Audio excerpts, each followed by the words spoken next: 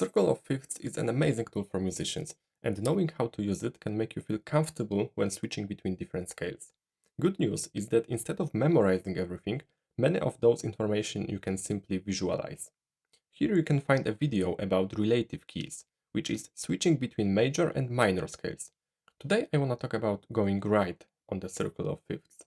It is important to remember that when you go right, each new scale has one more sharp than the previous one. Those sharps that already were added in the previous scale remains in the new one. Okay, example. C major doesn't have any sharps, so I will skip it. Let's start with G major. So G major has one sharp, and it is F sharp.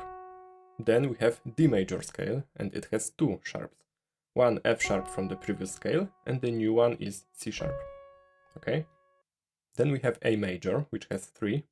So F sharp and C sharp remains, and the new one is G sharp. And how to remember it all? If you feel better with remembering visual patterns, there is a quick way to see order of adding those sharps. Of course, you need to remember the first one, which is F sharp. To see it better, let's focus on one section of the piano, which has all black keys. Here. We have two groups of black keys, one with 3 keys and one with 2. The pattern starts like this.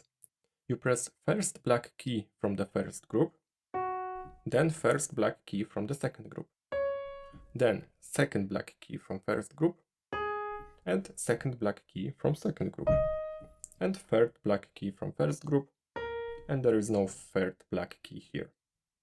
Okay, so far it looks like this.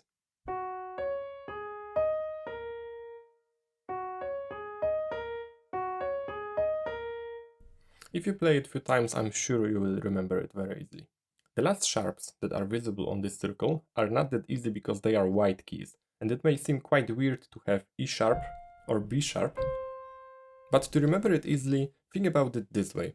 There are two places where two white keys are next to each other without any black key. Here and here. Because in the circle of fifths we are currently going right, so we are adding sharps. So we take white keys that are on the right. So the whole pattern is like this.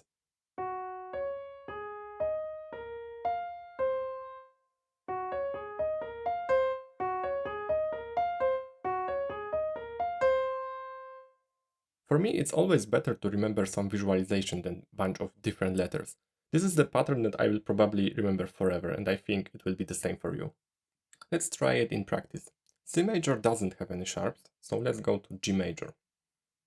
G major has one sharp, and from the pattern, we know that first sharp is F sharp. So all F keys will be switched to F sharp. This is G major, so I will start with G, and I will use all white keys except for this F, which is switched to F sharp.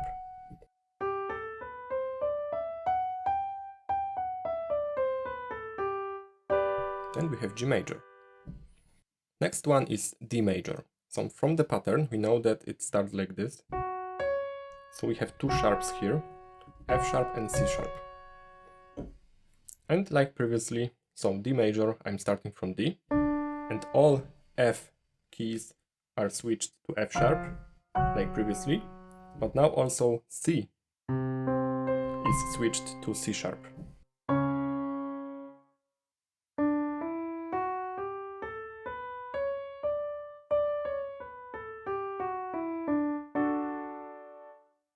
Then we have A major, which has 3 sharps, and from the pattern we know it will be F sharp, G sharp, and C sharp.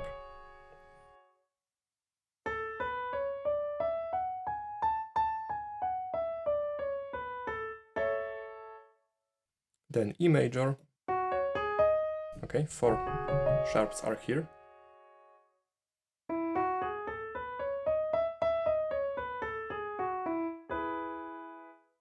Then we have B major with 5 sharps. So we have all black keys used here.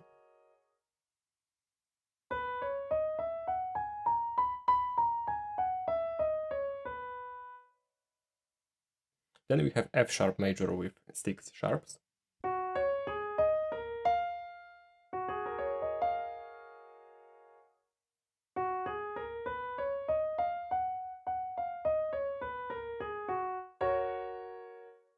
Then we have C sharp major with 7 sharps.